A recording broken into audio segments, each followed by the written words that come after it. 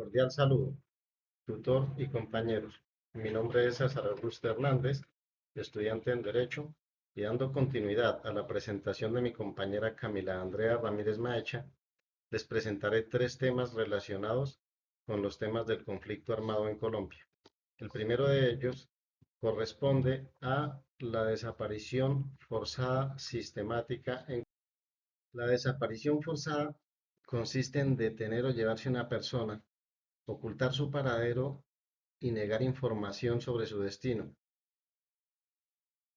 Es un crimen que deja a las familias de las víctimas sin información sobre su paradero o su destino. La Comisión de la Verdad determinó que entre 1985 y el 2016 desaparecieron más de 121.000 personas en el contexto del conflicto armado, y los principales responsables fueron los grupos paramilitares responsables del mayor número de desapariciones, quienes usaron este delito para controlar territorios y eliminar posibles opositores infundiendo el miedo. Por otra parte, también tenemos a las guerrillas de las FARC y el ELN, quienes realizaron desapariciones por retaliaciones, castigos internos o control social. Algunos agentes del Estado participaron en algunos de estos, especialmente de zonas donde se registraron ejecuciones ilegales y ocultamientos con cuerpos, como por ejemplo los falsos positivos. Entre las causas encontradas, algunas de ellas fueron el control territorial, silenciando comunidades, eliminando opositores políticos o sospechosos, y también se vio la intimidación de las poblaciones consideradas aliadas del enemigo.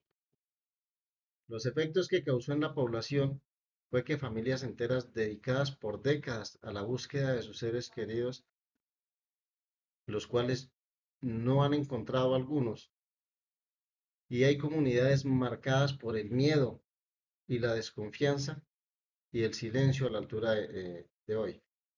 También hay impacto económico, emocional y psicológico profundo, duelos suspendidos, rupturas y afectaciones de salud mental en algunas de las personas retenidas e incluso en familias. Y por otra parte, también la persistencia de fosas comunes y sitios de enterramiento ilegal sin identificar a la fecha. Un caso representativo de esta desaparición forzada fue el caso de Juan Frío, donde las autodefensas unidas de Colombia en el norte de Santander, más exactamente en el municipio de Villa de Rosario, adaptaron unos hornos de trapiche en los cuales se incineraban los cuerpos. Entre el 2001 y el 2003 se incineraron víctimas con el fin de desaparecerlos. En audiencias ante las Autodefensas Unidas de Colombia aceptaron y confesaron su responsabilidad de estos crímenes. Por otra parte, les hablaré también de las minas antipersonal y efectos y artefactos explosivos improvisados. Perdón. Estos artefactos, como las minas, son artefactos que explotan con el contacto de personas o animales. Los grupos armados lo usaron como explosivos improvisados adaptados para generar daño a la fuerza pública, dentro de los cuales también cayeron civiles. Desde el año 1990 se han registrado más de 12.000 víctimas entre muertos y heridos. Los actores que más las utilizaron en su momento fueron las guerrillas, principalmente FARC y ELN. Hoy en día, después del 2016, hay algunos grupos de disidencias que aún la siguen manejando. Las causas de estos artefactos son el control de caminos, las zonas estratégicas para la protección de cultivos ilícitos y también para impedir las entradas a las fuerzas militares, ejército o policía, e incluso a grupos rivales en sus zonas. Algunos de los efectos que esto le causa a la población es que las comunidades campesinas atrapadas en sus territorios como víctimas civiles, niños, agricultores, viajeros, quienes sufrieron imputaciones, discapacidades permanentes y hasta la muerte. También hoy en día hay algunos que aún no han regresado a sus tierras porque tuvieron en su momento que abandonarlas, siendo productivas a causa de este fenómeno. Un caso representativo de las minas antipersona, y es muy recordado en Colombia, es el caso conocido como la señora del collar bomba. Elvira Cortés fue una mujer colombiana que sufrió un crimen atroz el 15 de mayo del 2000. Cuatro hombres entraron a su casa en Simijaca, Cundinamarca, y le colocaron un collar bomba. Le dieron 24 horas para pagar 15 millones de pesos. Elvia, de 53 años, murió 8 horas después a causa de la explosión del collar bomba. Este caso ha sido recordado por su brutalidad y ha generado debate sobre la seguridad y la justicia en Colombia. El siguiente caso que les hablaré es el caso de el secuestro con fines políticos. El secuestro fue utilizado y aún en la actualidad se ve, no con la misma, digamos que no con los mismos alcances, pero en su momento fue utilizado como herramienta de presión política, de negociación y control. Según la Comisión de la Verdad, hubo aproximadamente 50.000 víctimas de secuestro en el conflicto. Los actores responsables de esta fueron principalmente las FARC, con un número exuberante de secuestrados. El ELN realizó igualmente secuestros masivos, seguido por los grupos paramilitares, quienes también realizaron algunos secuestros selectivos en su momento. Las causas de estos eran la presión política, la búsqueda de legitimidad, entre ellos como guerrillas o grupos al margen de la ley, la obtención de dinero mediante rescates, el intercambio por guerrilleros presos y obviamente la generación del miedo en regiones estratégicas de nuestro país.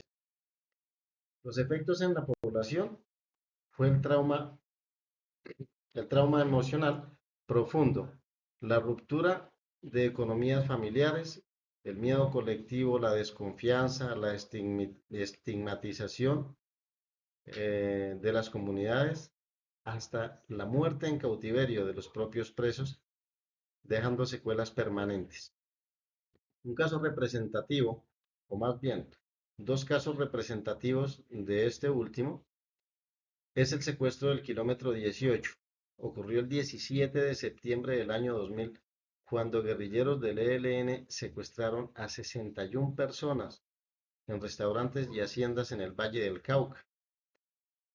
Un evento que marcó un hito en el conflicto armado del país, que ha sido objeto de conmemoración y reflexión por parte de las víctimas y sus familias, que recientemente se han llevado a cabo actividades para recordar este trauma colectivo y demandar incluso a la justicia, incluyendo la producción de un documental que narre la historia de las víctimas y sus luchas por la verdad y la reparación.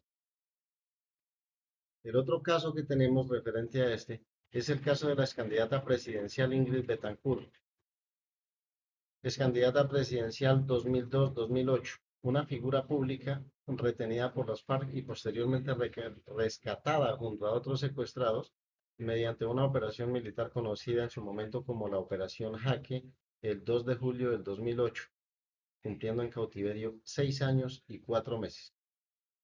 En conclusión, los cinco fenómenos: la toma del Palacio de Justicia, los falsos positivos, la desaparición forzada, las minas antipersona y el secuestro con fines políticos, representan algunos de los crímenes más dolorosos del conflicto armado en Colombia.